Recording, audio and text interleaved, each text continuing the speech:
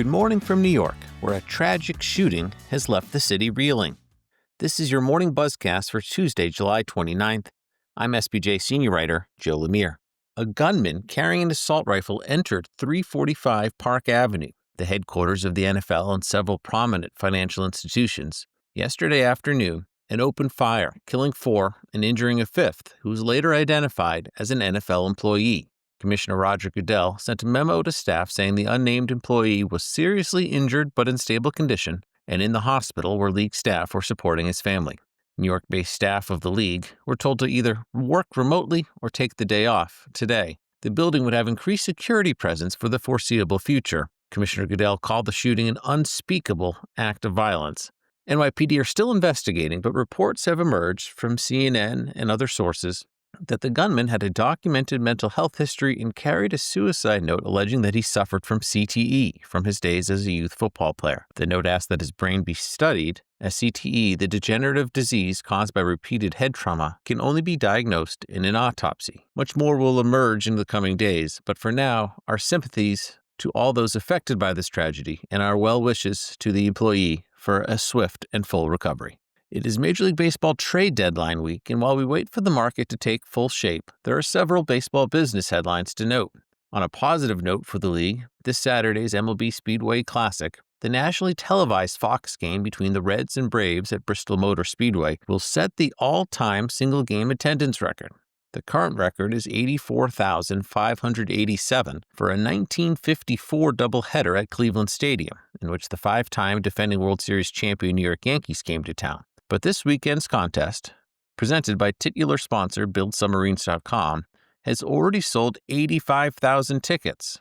The league reported that tickets have been purchased by fans from all 50 states, as well as Washington, D.C., Puerto Rico, the U.S. Virgin Islands, and 9 countries on 4 continents. T-Mobile 5G Home Internet is presenting a pregame concert with Tim McGraw, Pitbull, and Jake Owen that'll be a baseball fan fest spanning nearly 250,000 square feet.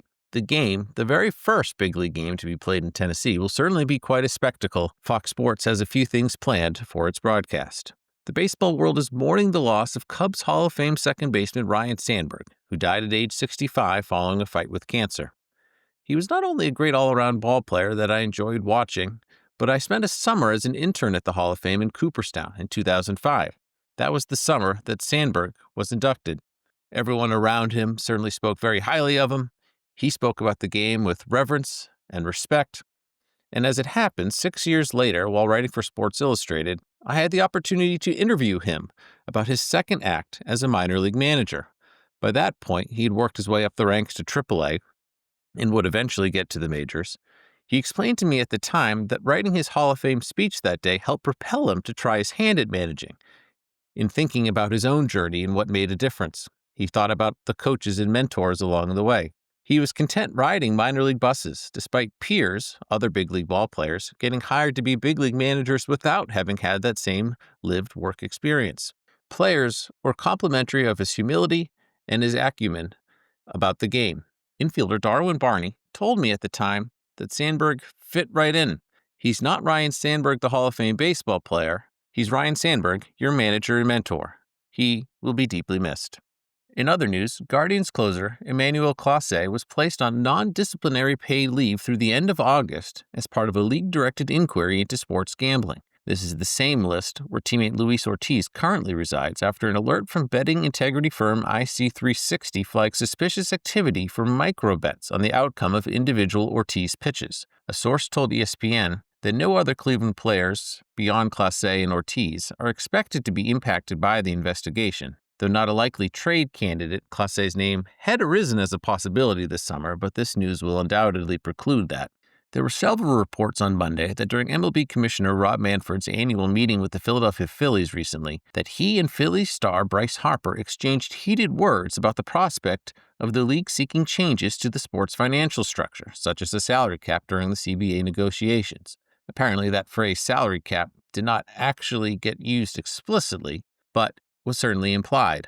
Harper reportedly told the commissioner to, quote, get the blank out of our clubhouse. Manfred reportedly did not leave, and the conversation did continue more calmly after that. But this is emblematic of where baseball seems to be in the labor situation at this time. Speaking of athlete compensation, SBJ's Josh Carpenter exclusively reported that LIV Golf is planning to increase its weekly purse from $25 million to $30 million, with the extra $5 million being allocated based on team finishes. That doubles the outlay for the team competition, with the remaining $20 million distributed based on individual stroke play. Carpenter also cited sources noting that there is momentum toward LIV Golf participants receiving points toward the official World Golf rankings as soon as next year, but nothing has been decided. Golden State Warrior superstar Stephen Curry said on a recent 360 with Speedy Mormon podcast that NBA players are, quote, underpaid. While Curry will make about $60 million next year, he does raise an interesting point about team equity. NBA rules prohibit active players from holding equity in their employing teams, but Curry notes that it limits the upside for the athletes, noting that franchise valuations are, quote, getting outrageous. Of course, there would be any number of logistical issues to work through, particularly if a player changes team and how that equity could be handled going forward. Longtime tennis agent Max Eisenbud, who led client representation for IMG Tennis, has been promoted to head of client representation for all of WME Sports, so he'll now also oversee golf, action sports, and sports content. He is a 2010 SBJ 40 under 40 honoree. His roster of tennis clients is a who's who of the sport, including Carlos Alcaraz, Coco Gauff, Serena Williams, John McEnroe, Andy Murray, Taylor Fritz, Ben Shelton, Frances Tiafoe, and prior representation of Maria Sharapova. Best wishes to University of Colorado football coach Deion Sanders, who met with the media on Monday and revealed that he had undergone surgery to remove his bladder following a diagnosis of a cancerous tumor. His surgeon appeared with him and said he had been cured following the procedure, but both indicated that it had been a significant challenge to undergo the operation and recovery. Here's hoping Sanders is back to full health. Congrats also to Nuggets superstar Nikola Jokic, who saw one of his horses win a race in his native Serbia. If you haven't already seen some of the videos of his reaction, do yourself a favor and Google them now. His unbridled joy is a sight to behold, and a fitting reminder of what makes sports so great. That's all for today. You'll hear from me again tomorrow morning from New York, where it continues to be very hot, much like Charlotte, North Carolina, but unlike yesterday's host, you won't hear me go on and on about it. It's summer after all. Until then, this is Joe Lemire signing off for the Morning Buzzcast.